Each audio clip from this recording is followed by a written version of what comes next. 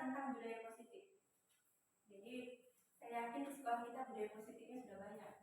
Cuma kadang kita nggak sadar bahwa ternyata itu adalah budaya positif yang saya pelajari, gitu kan. Jadi di sini saya di sini akan menyebarkan pemahaman dan pengalaman penerapan budaya positif. Jadi budaya positif di kelas pasti kita punya peraturan kelas ya. Kita pelajari di kelas ada di depan ada tata tertib kelas. Jadi dari peraturan kelas kita nanti akan bikin keyakinan kelas, yaitu kesepakatan bersama anak-anak di kelas. Baru nanti kalau sudah ada keyakinan di kelas masing-masing, lingkungannya juga akan menjadi positif. Barulah budaya positif akan terlaksana di sekolah kita. Tujuan saya di sini berdiri di depan sini agar kita bisa sama-sama belajar, kita sama-sama kolaborasi, saling mendukung demi mewujudkan disiplin positif di sekolah kita. Konsep utama di modul ini, pertama, perubahan paradigma belajar, disiplin positif, kebutuhan dasar manusia, motivasi perilaku manusia, posisi kontrol restitusi, keyakinan kelas, dan segitiga restitusi. Apa sih yang dimaksud dengan paradigma belajar baru? Jadi sekarang kita lagi kurikulum baru ya, apa namanya? Kurikulum Merdeka. Jadi pembelajaran dengan paradigma baru atau kurikulum Merdeka merupakan pembelajaran yang berorientasi pada penguatan kompetensi dan pengembangan karakter yang sesuai dengan dimensi profil belajar Pancasila. Belajar berdasarkan prinsip pembelajaran yang terdiferensiasi sehingga siswa belajar sesuai dengan kebutuhan dan tahapan perkembangannya. Jadi setiap siswa itu memiliki perkembangan yang beda-beda. Kita tidak bisa menyamakan, walaupun saya di satu kelas, saya kelas 5, saya tidak bisa menyamaratakan bahwa kemampuan mereka itu sama. Makanya ada pembelajaran diferensiasi. Terus tujuan belajar kita adalah profil belajar Pancasila. Itu yang diharapkan. Beriman bertakwa kepada Tuhan Yang Maha Esa, berakhlak mulia, berkebinekaan global, gotong royong, mandiri, kreatif dan berharap kritis. Oke, disiplin positif. Kalau dalam budaya kita, makna kata disiplin itu dipakai sesuatu yang dilakukan seseorang untuk orang lain agar patuh, ya kan? Dan biasanya cenderung tidak nyaman. Anak-anak kalau kita disiplinkan cenderungnya seperti apa mukanya kadang? Cemberut gitu kan. Padahal tujuan kita agar dia disiplin gitu kan. Nah, sebagai pendidik, tujuan kita adalah menciptakan anak-anak yang memiliki disiplin diri. Mereka bisa berlaku dengan mengacu pada nilai-nilai kebajikan universal dan memiliki motivasi intrinsik, bukan ekstrinsik.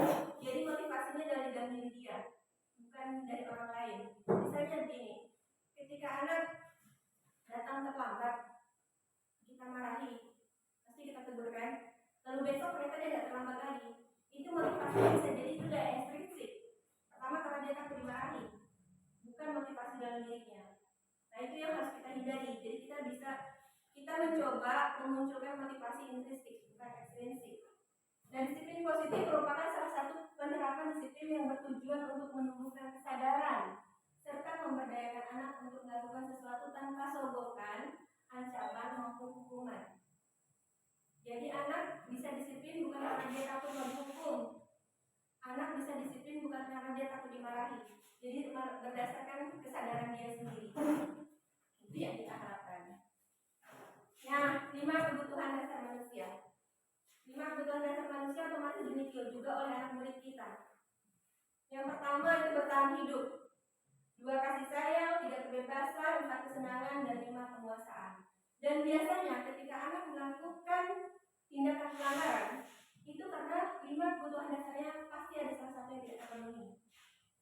Contohnya kasih sayang. Tuh, mayoritas anak-anak kita kebutuhan dasar kasih sayangnya itu kurang. Makanya dia melakukan tindakan pelanggaran. Terus ada juga karena kesenangan. Iseng suka ganggu kawan kan? Suka cair-cair sama temannya. Itu karena kebutuhan dasarnya tentang kesenangan tidak terpenuhi. Makanya ketika anak melakukan suatu pelanggaran atau kesalahan, kita harus kaji dulu kebutuhan dasar mana yang tidak terlengkapi sama beliau, sama anak-anak. Oke, lanjut lagi tentang motivasi perilaku manusia. Nah, ini motivasi adalah dorongan yang timbul pada diri seseorang secara sadar atau tidak sadar untuk melakukan suatu tindakan dengan tujuan tertentu. Kita biasa motivasinya apa yang ibu-ibu punya motivasi apa? Misalnya motivasinya mau belanja, ibu-ibu suka belanja, suka shopping ya. Nah, jadi motivasinya apa? Mau belanja, pengen beli baju baru. Lalu apa tindakannya? Pertama menghemat supaya bisa beli ya. Kan itu tindakan-tindakannya. Nah, begitu juga dengan anak-anak. Nah, ini ada tiga ya yang membuat itu anak-anak memotivasi perilaku manusia. Pertama, menghindari ketidaknyamanan dan hukuman. Murid melakukan disiplin karena ia takut dapat hukuman. Jadi motivasinya ekstrinsik, bukan dari dalam dirinya. Dia takut dihukum sama guru, takut dimarahi. Jadi jangan. Terus mendapatkan imbalan atau penghargaan dari orang lain. Anak datang tepat waktu supaya dipuji sama gurunya, atau anak mau maju ke depan supaya dipuji sama gurunya. Biasa kalau ada istilah cari muka. Nah, itu kan istilahnya ya. Itu mendapatkan imbalan atau penghargaan dari orang lain. Yang harusnya kita harapkan ada pada diri anak-anak, menghargai nilai-nilai kebajikan dirinya sendiri. Jadi itu adalah motivasi dari dalam dirinya sendiri. Jadi dia punya sadar dengan tujuannya, saya datang tepat waktu di sekolah supaya saya bisa belajar dengan baik. Saya mengerjakan PR bukan karena takut kena marah, tapi karena saya ingin belajar. Nah, itu yang harus kita timbulkan di dalam diri anak-anak, walaupun sebenarnya susah sekali. Susah, benar-benar susah. Nah, konsep disiplin dengan identitas yang gagal. Terus terang, saya sendiri termasuk orang yang masih melakukan hal ini. Konsep disiplin dengan cara hukuman. Sering ya kita yang menghukum anak ya. Kadang dengan menyampaikan berbit gitu kan saking geramnya. Tidak nyaman dengan kata-kata, kadang kita marahi, kita bentak. Murid merasa takut. Habis itu kita cenderung memaksa. Kalau udah kita hukum pasti maksa kan? Angkat air, pungut sampah, atau tulis sampai 10 atau 50 kalimat, ya kan, memaksa. Ketika murid seperti ini melakukan kesalahan, dia akan menutupi. Dia akan cenderung, tidak bu, walaupun sebenarnya dia melakukan kesalahan. Bukan saya bu, dia akan melempar kesalahan pada orang lain. Dia tidak akan berani untuk mengakui kesalahannya. Selanjutnya kalau anak sudah dimarahi, apalagi di depan orang, di depan teman-temannya, cenderung dia akan merasa rendah diri. Makanya sebisa mungkin ketika memang anak melakukan kesalahan, kita akan panggil secara personal, tidak di depan teman-temannya. Kita akan komunikasikan penyebabnya apa, gitu kan? Kenapa dia sampai melakukan hal itu? Nah, tentang ternyata bukan hanya hukuman aja yang ternyata identitas gagal. Penghargaan juga itu adalah suatu konsep disiplin yang gagal. Kenapa? Karena penghargaan itu tidak efektif. Dia biasanya hanya bersifat jangka pendek, jangka panjang. Selanjutnya merusak hubungan. Ketika seseorang kita berikan penghargaan, orang lain di sekelilingnya akan merasa iri dan mematikan kreativitas. Anak bernalarnya jadi agak kurang karena selalu mengharapkan imbalan, mengharapkan pujian. Nah, menghukum dengan sistem ranking, artinya yang peringkat paling belakang akan apa? Dia akan stres, akan minder, psikologisnya akan tertekan. Makanya kenapa kita tidak mengadakan sistem rankingnya, merampas hak untuk menghargai dirinya. Selanjutnya, nah ini adalah konsep disiplin yang sukses, yang seharusnya yang diharapkan akan kita terapkan. Menggunakan konsekuensi dan restitusi. Jadi ketika anak melakukan kesalahan, kita bukan memberikan hukuman. Karena kalau hukuman begini, misalnya dia datang terlambat, oke, hukum kamu berjemur di yang bendera, itu hukuman. Tapi kalau misalnya konsekuensi atau restitusi, kita akan tanyakan kesepakatannya. Kenapa kamu terlambat? Untuk memperbaiki kesalahan kamu, apa yang akan kamu lakukan untuk menebus kesalahan kamu? Jadi bukan dari diri kita, tapi dari diri anak itu sendiri. Konsekuensinya penguatannya jangka panjang, akan tetapi dia perlu monitor terus berkelanjutan, menggunakan stimulus dan respon. Murid akan menghormati peraturan dan kehilangan waktu untuk merenungi kesalahan, karena dia akan gini, anak buang sampah, maka konsekuensinya buang sampah sembarangan nih. Konsekuensinya apa?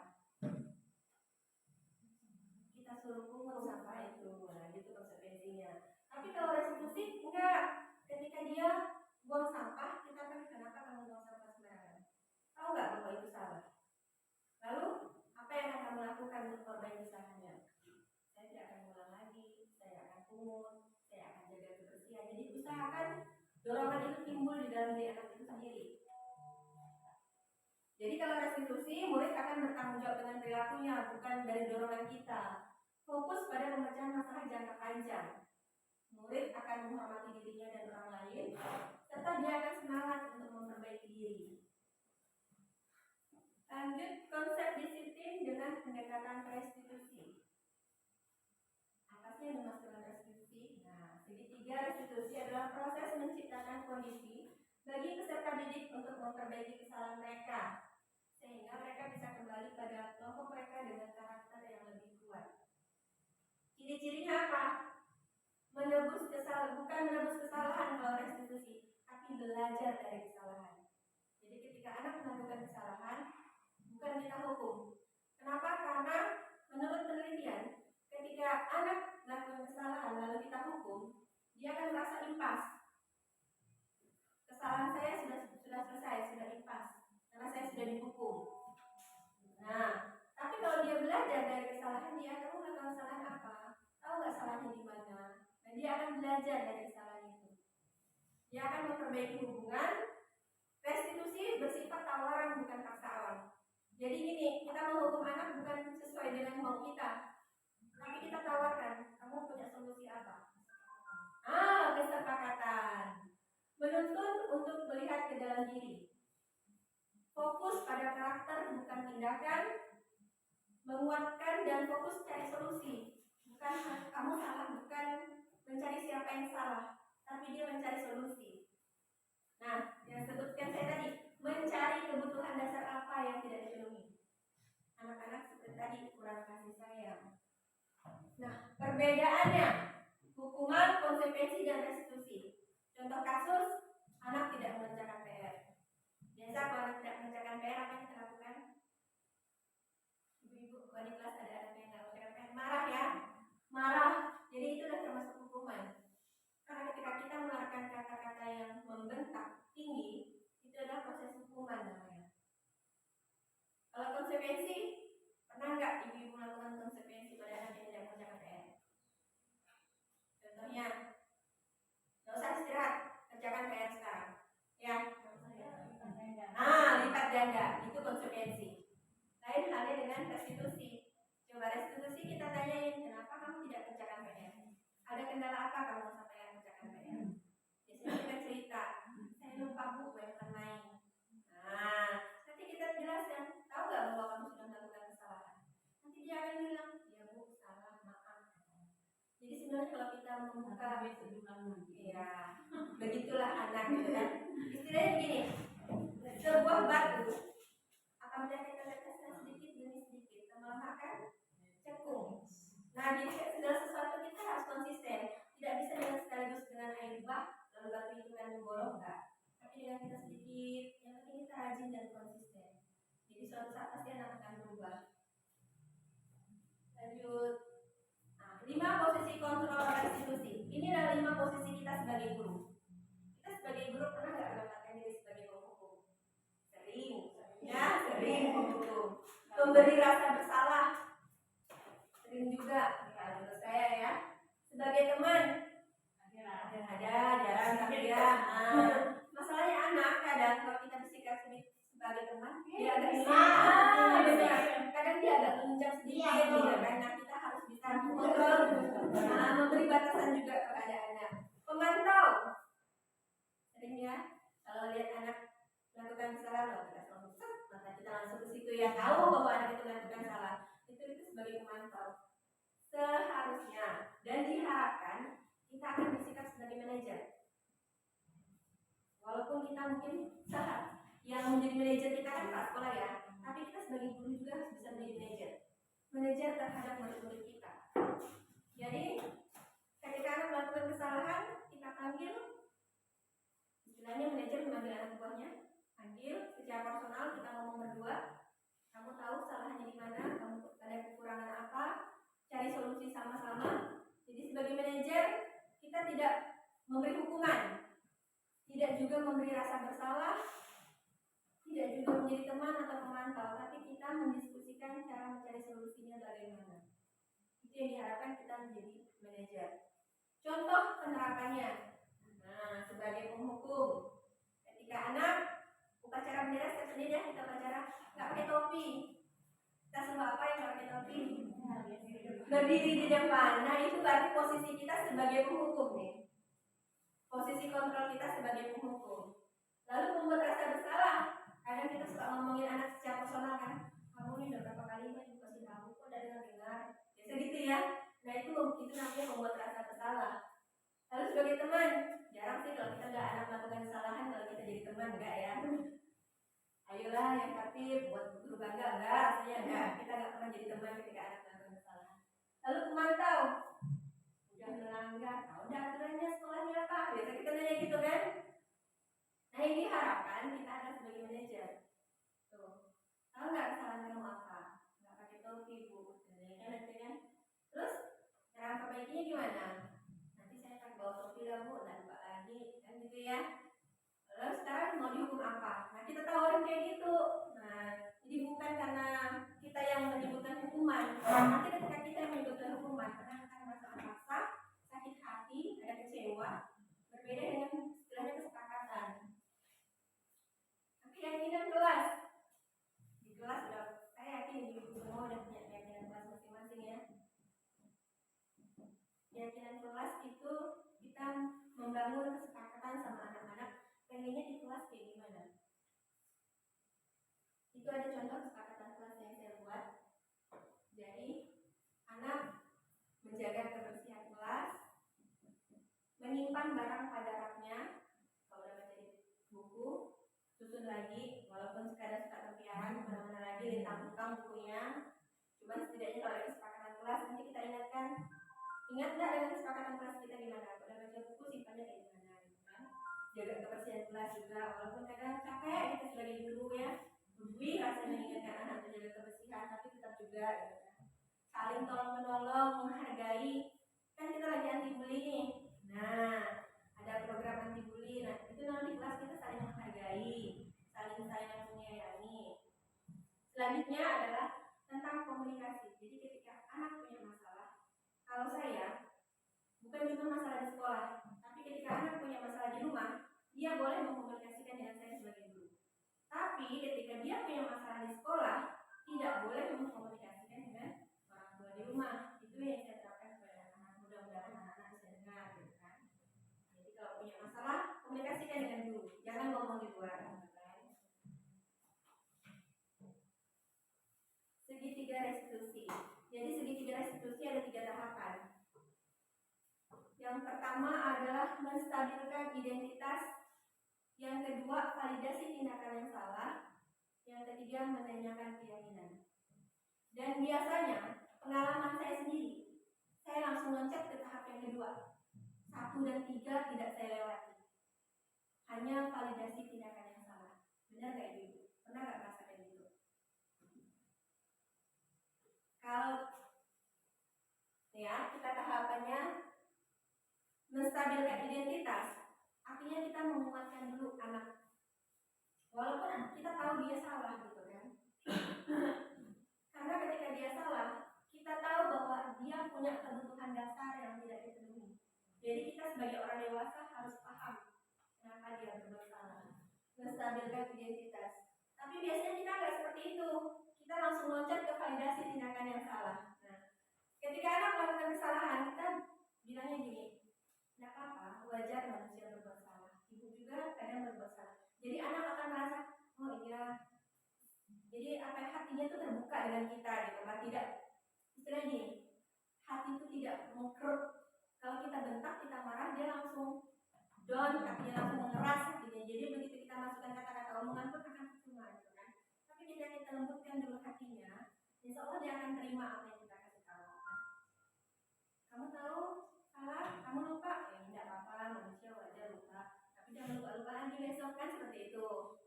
Itu namanya menstabilkan identitas. Jadi kita menguatkan dulu karakter dia, menguatkan dulu identitas dia. Selanjutnya, nah ini yang sering kita lakukan, validasi tindakan yang salah. Kita langsung aja tahu, kamu datang ke KPR, kamu datang terlambat. Nah, hanya validasi tindakan yang salah.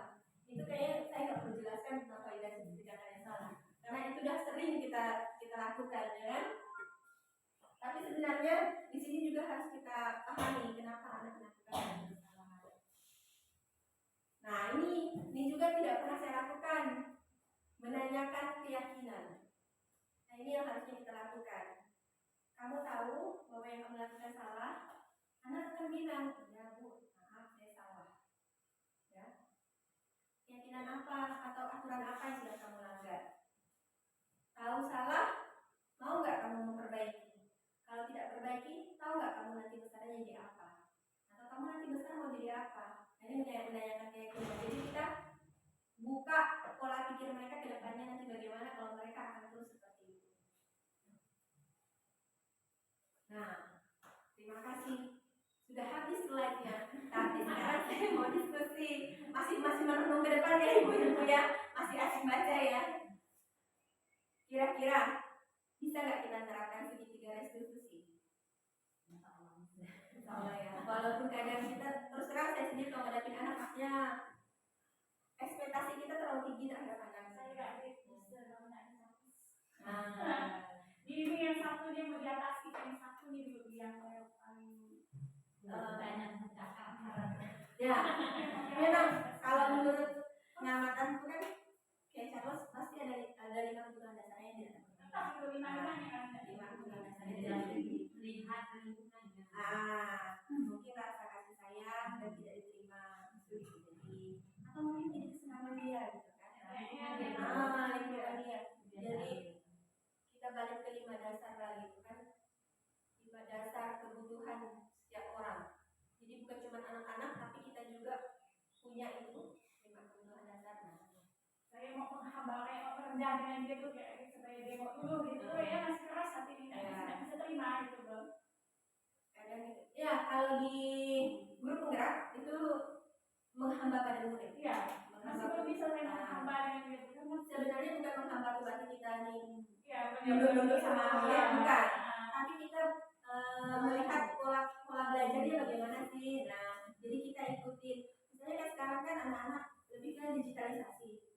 Anak lebih senangnya belajar menggunakan gadget ya kelas 6 kan. Nah, jadi kita harus ikutin tuh pola dia belajar seperti itu. Kita nggak bisa seperti zaman kita sekolah hanya cukup dengan buku, dengarkan guru, udah oke gitu kan, udah masuk ke otak kita. Kalau zaman sekarang udah nggak bisa, karena anak-anak kita memang namanya generasi Z. Dia lahir, tumbuh dan kembangnya itu udah zaman digital. Jadi kita tidak bisa mengikutkan harus sama dengan kita, nggak bisa. Ya istilahnya begitu, lahir dia udah cetek, upload, kan? Anak saya terutama umur 4 tahun, namanya megang HP, download game, buka YouTube itu udah lihat. Kita yang tua kan kalah gitu kan. Jadi kita harus bisa mengikuti perubahan dan zaman, harus dinamis. Nah, balik lagi tentang ke anak yang melakukan tindakan pelanggaran. Kenali dulu kebutuhan dasar apa yang tidak terpenuhi sama dia. Dan memang kalau untuk melakukan budaya positif, kita harus kerjasama bukan cuma di lingkungan sekolah, tapi orang tua juga perlu kita panggil, kita komunikasikan bahwa budaya positif itu perlu diterapkan di lingkungan keluarga, lingkungan rumah. Karena percuma kita sebenarnya menerapkan di sekolah, kalau di rumah tidak ada penerapan. Selama saya pegang kelas 6 baru ini, saya nggak bisa mengendalikan anak. Udah, kita nih terus saya belajar tadi pakai karena mereka generasi Z tidak bisa pakai gadget. Jangan kayak tapi ketika yang lain asik belajar, yang lain ikut arahan dia lain sendiri, stop ditontonnya. Aku nak mentaskan hati. Yang lain asik nih, ikut arahan kita. Jangan yang lain. Stop ya. Sampai begini yang di sini yang kalau mau angkat atau salah dapat sinyal. Tapi saya nggak usah emosi terus dengan dia, kena korban yang lain nih. Saya marah, otomatis bilang bu ya, dan ajaran yang lain kan tak masuk lagi ajarannya kan. Jadi agar saya anggap dia tak ada.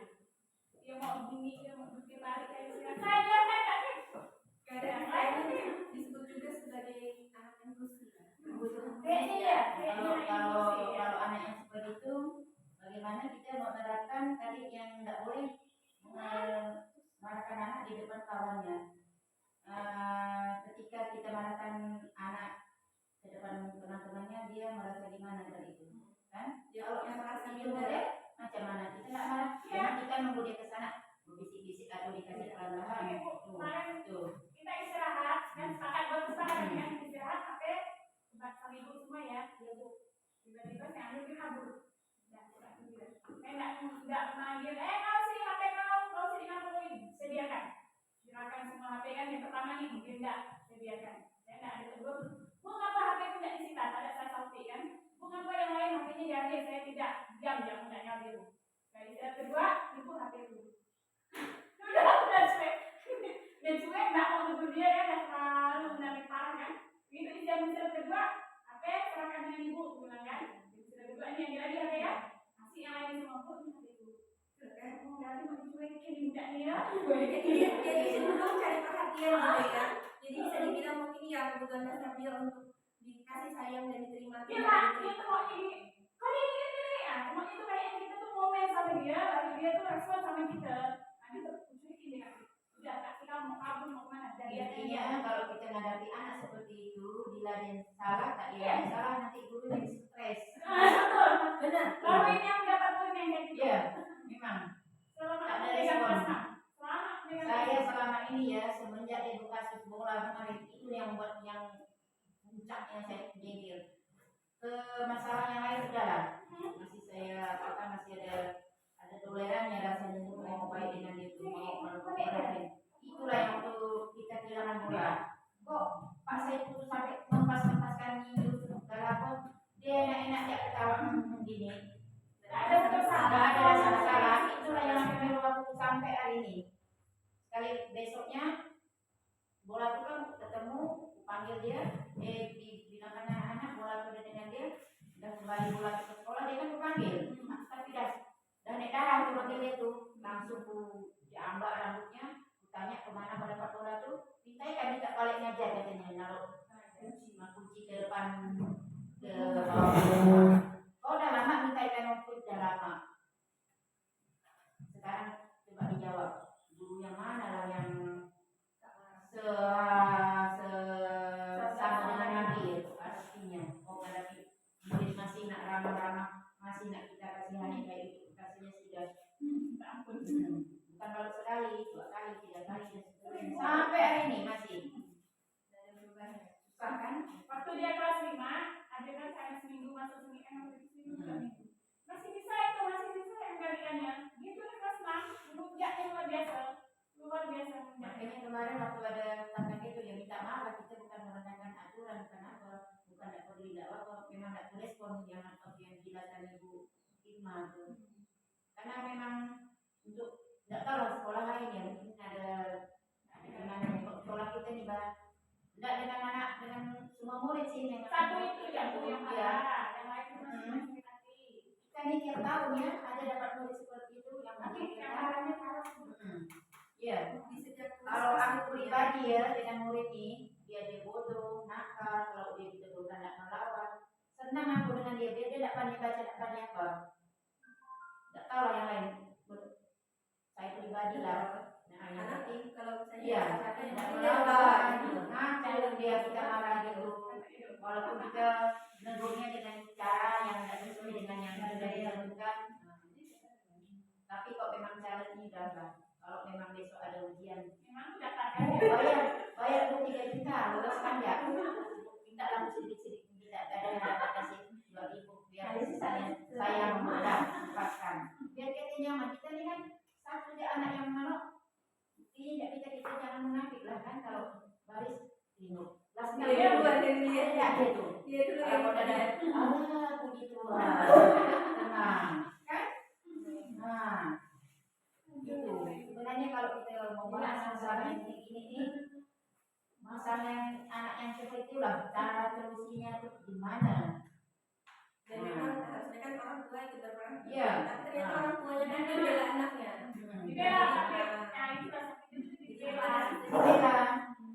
Anak itu dia preparasi kemarin dia juga udah sayur anak itu kan aku lari kan dia.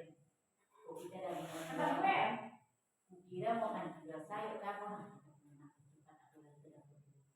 Pokoknya bawa pendek nasi.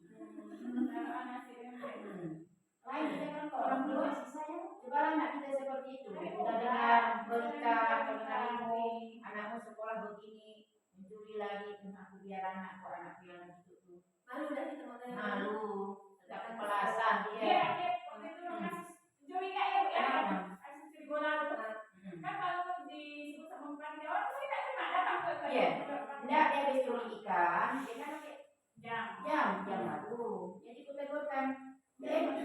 jam baru kau, sampai jam baru kau jam bukan nilainya. Nggak main kau namanya. Nah, anak itu ngalih. Nggak main kau namanya. Nah, hari aku jadi aku memang ada mulai keluar. Dia memang kami gimana lalu yang matakan yang ngaruh. Nah, kan ada Tapi kan pasal itu yang HP ingat kasus HP ingat. HP yang ada sampai itu, HP dilemparkannya. Yang kedua beda ada semuanya apa Iya, itu kalau misalnya yang dipinjam sampai dibilang lagi CCTV. aku ini ada beda kan waktu kemudian Saya menanam. Yang pinjam deh, yang pinjam beda. Tahu? HP saya itu. Peta. Ya, kan kalau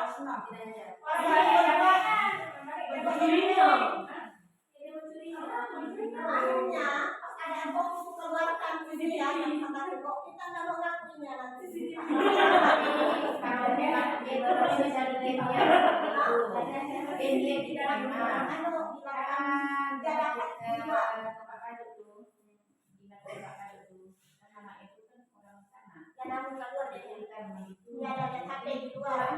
jadi sifat dia itu nggak bisa kita nebulkannya. Apa yang bakat atau udah pulang, nggak bisa kita lihat kayak mana tuh. Nanti dia dari semuanya gitu ya. Kalau apa sejarah dia kan ada Turunannya. Kenapa?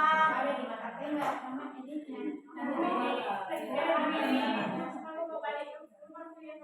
Mama ngomong buat diri dan kita orang itu juga sama kayak kosa pakai ikat merah pakai mandau untuk tak pendeta agak beda sedikit ya. Jadi tetanggaku ada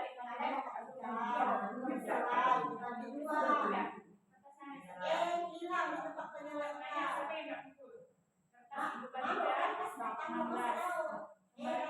Juga tak ada sisa sebelah mana sih yang itu anaknya yang itu gara-gara tuan Dharma Dharma itu kalau memang Dharma kan sebelah ayu Dharma di selain lagi sore datang hilang lagi.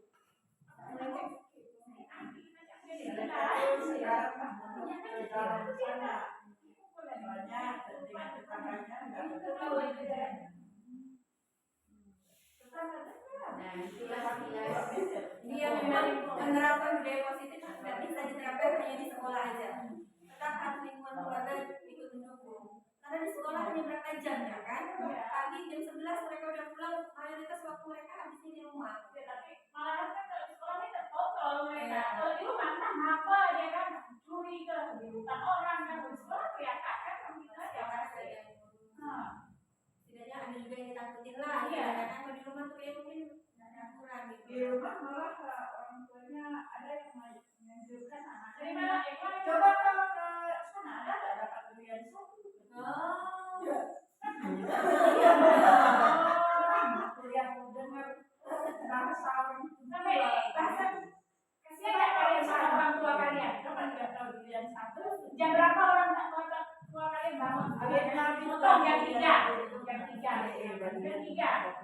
untuk apa mereka potong cari makan cari jajan cari belanja supaya kau bisa sekolah kelanjutan kau bisa sekolah bisa jajan di sekolah tapi kau punya kasihan nggak sama orang tua kau kalau kau datang ke sekolah disuruh sekolah suruh belajar terus kau ke sekolah hanya buat onar nakal dapat nggak ilmu enggak bu jam berapa mak kau pergi motong jam 3 kalau saya jam 3 bu kau pergi kasihan nggak dengan mama kau kasihan bu perhatikan mama kau pergi ke motong tuh pakai baju bagus nggak bu pakai baju jelek-jelek kau sekolah macam mana rapi bu diberikan pakai baju kasihan nggak kau sama orang tua kasihan duduk sih ibu duduk sesaat habis bisa duduk dia bu sekali adalah 10 menit lekat saya nasi mikir main aku deh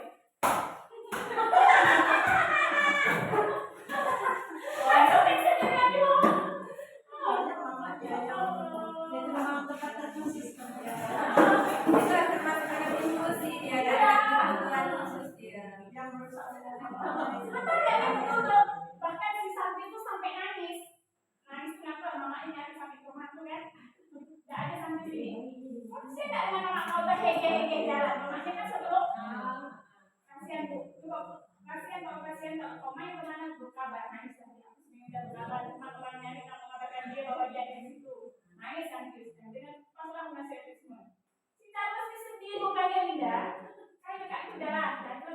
Ya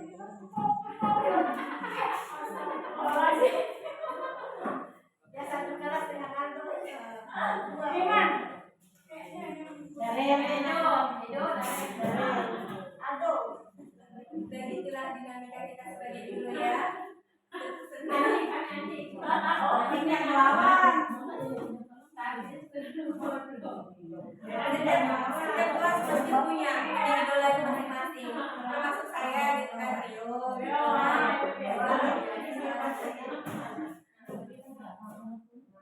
Tawa-tawa yang dia bilang. Ada tuh nggak seperti itu. Nggak tahu juga sih ya kata-kata itu. Aku balik aku bilang makanya dalam konsep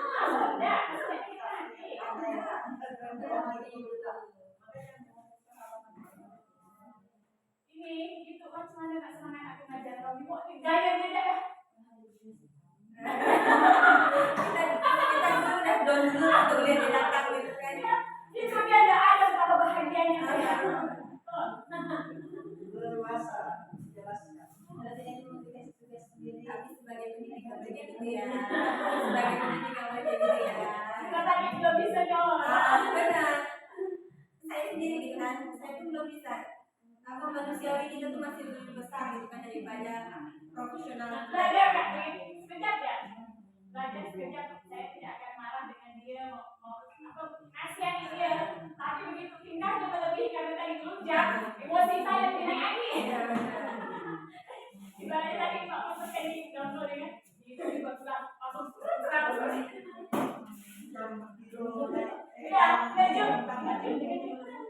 Cara itu kayak terapi sahabat kita gitu ya. Belajar kita sebenarnya sama ada yang mana. Biasanya Tanya jadi kasih pelajaran. Iya.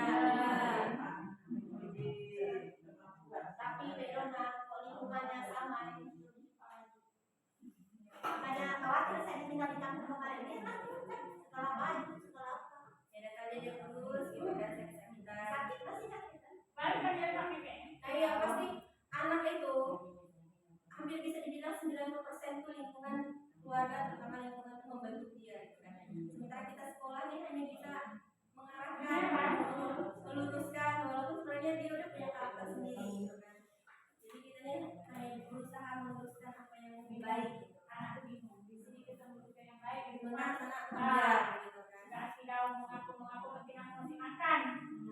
nah itulah pentingnya komunikasi sekolah dengan orang tua jadi kita usahakan secara konsisten rutin mengenai orang tua orang tua bagaimana orang tua jadi di situ kita tugas kita bukan cuma mendidik anak tapi kita pun mendidik orang tua juga jadi kita kasih pemahaman sama orang tua bahwa harusnya seperti ini loh ngurus anak gitu kan jadi dia pun ikut merasakan pendidikan juga karena menurut pengamatan saya lah ya maaf nih ya mayoritas di sini agaknya pendidikannya kurang gitu kan waktu mereka habisnya hanya untuk ke kebun ke sawah gitu kan sehingga untuk pendidikannya mereka asal sekolah dia udah senang gitu kan malah mungkin kalau anak di sekolah dia senang gitu kan jadi dari ikut di rumah gitu kan nah jadi kalau bisa tuh kita juga memberikan pendidikan kepada orang tua gitu kan bahwa seperti ini loh menghadapi anak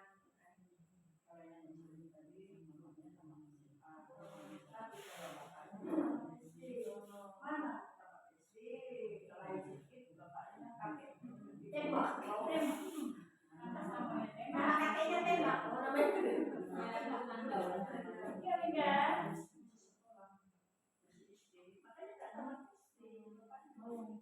namanya sih sama ya namanya beda-beda tempat apalagi udah suami istri laki-laki udah masih mamanya kan mamanya itu iya Udah follow sebentar ya, penting banget. jadi seru kita bahas Charles sih ya jangankan si Charles ya kita aja sebagai orang tua sebagai guru contohnya saya pada itu kemarin kan sampai debut di halaman kan kadang kita di rumah ya itu pergaulan HP orang bebas tidak ada yang ada otaknya seperti beli game kayaknya apa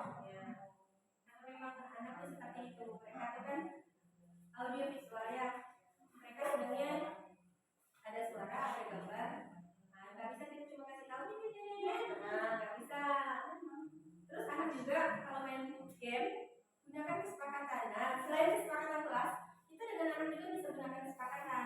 Misalnya gini, kamu boleh main game, tapi dengan aturan gitu. Atau misalnya kamu kerjakan PR dulu, baru bisa main game. Nah, itu jadi harus ada kesepakatan. Nggak bisa kita, walaupun sebenarnya saya sendiri, kalau saya pas lagi kerja, folderkan HP sama anak supaya kita bisa kerja. Nah, biar tak rewel ke kita gitu, kita bisa asik kerja, bisa fokus kerja. Yaitu korbannya jadi anak, tapi ketika kita tidak melakukan apa-apa, kita fokusnya ke anak. Kita alihkan perhatiannya dari HP. Pindah tuh mau aja saja mau kejar PDPP dah hanya kejar dari tadi. Dan itu sudah selesai. Sekarang dipindah selesai. Sama barang jadinya selesaikan dulu. Kan memang udah selesai bukan cara masih bahas jalan. Ya, tapi memang perlu sekali-sekali kita sering kayak ini kan. Walaupun secara itu dia bukan dia itulah dia tetap itu menyebarkan mulut dia tapi suka sih di tengah-tengah itu. Ya kita ngomongkan dia di karena Keluarkan dia. Apa yang saya coba? Saya puji-puji coba. Baik, Ya dapat. Tapi saya bukan coba ada cara Ini kajiannya pas dia satu dia terus sampai emosinya aku dengan ini jangan kau pembuatan dia alisan dia tidak kekunci ada kayak gitu ngomong itu sebenarnya. Iya sih. Saya sebenarnya kok dapur kadang tapi tidak tiap hari sih apa aku datang yang itu biasa isi survei itu sering kadang aku kok dah teringat dengan kita bahasa akulah pribadi yang ngomong dengan anak-anak kadang bisa ada juga rasanya aku rasa bersalah juga rasanya kan tapi ketika kita hadapi anak lagi main besok ada adik sadar ngomong aja yang enggak sebenarnya kita ucapkan dengan anak tidak pantas Itu sesuatu yang ya, itu memang wajar. Ketika kita anak melakukan kesalahan secara refleks pasti kita marah kan, pasti kan. Tapi begitu kita pulang kita merenungi tadi namanya gitu ya harusnya kan nggak boleh. Itu memang sesuatu yang manusiawi buat. Jadi cuman ya itu nanti kapan-kapan kita coba sabar kayak gitu kan walaupun sebenarnya emosi tetap lah. ada yang pada budak bu atau budak di jalan yang biasa mengerti Iya ada itu. aku bayangkan aku pernah ya ngajak ke pusing dulu tahun berapa tapi aku akan datang menutupi budak aku kejar ke rumahnya ya aku ke masuk ke kolam orang tuanya ngalang kita rumah ini dengan kuat emosi rumah aku udah agak hilang ini nak lihat kita dah motong barang terlalu gila bah pas sekolah pada mahal coba lah sekarang kan panik di laptop bunuh dulu kan orang tuh memang dia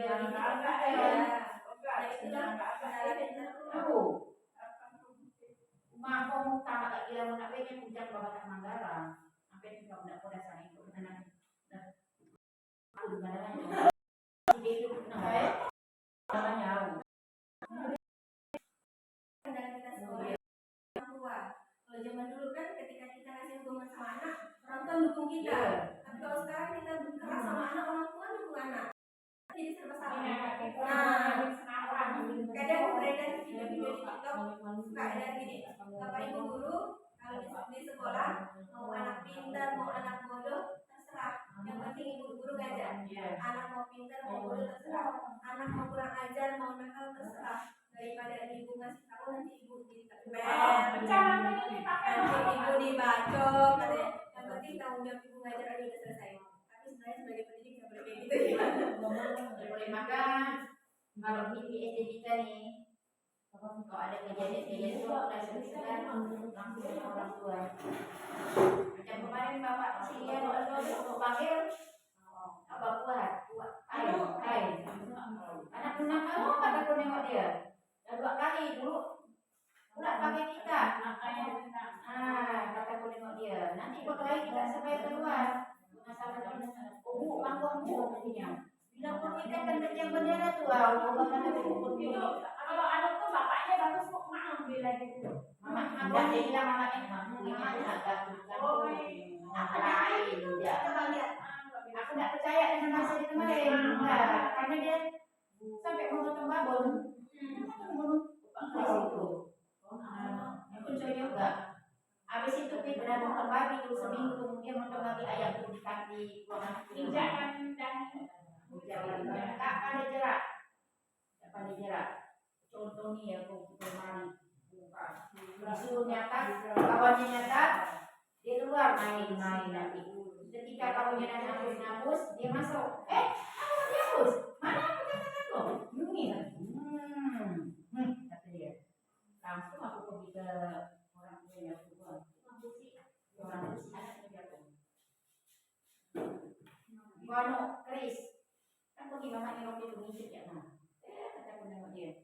Tapi begini gini dia nengok mamanya dulu. Tapi dia rasa aku bacok rasanya banget. Kenapa sih udah?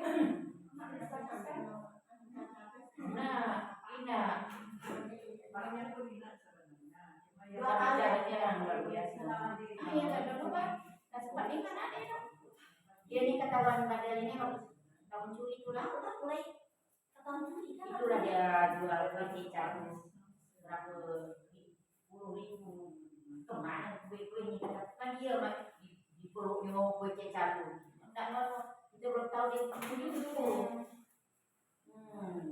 Ada barang-barang dekat tu kan tentang rasanya kemana barang ni? Pokoknya ada berapa kali dia masuk ke kantor tu. Bola tu yang baru Tuhan tunjukkan. Tapi kita jadi jalan sampai besok pagi pun tak akan selesai. Jadi udah belum selesai dah. Oke, terima kasih atas perhatian ibu semua. Semoga kita bisa menerapkan disiplin positif di sekolah kita. Mudah-mudahan anak-anak kita jadi anak yang berguna, lebih baik lagi semakin hari dan agak berkuranglah nakal-nakalnya ya. Karena kalau nakal anak pasti tetap ada gitu kan. Yang saya ucapkan selamat siang. Terima kasih ibu semua. Jadi kalau itu nak dibawa pulang ke taruh ke sekolah. Pasti ya. Balik ya. Ada boleh ada. Dari rumah. Iya, kalau pakai foto kan sekaligus. besok ada lagi. Ya kan besok saya kembalikan pulang. Oh iya iya. Iya, berubah. Aku tadi mau bayar pakai kalap.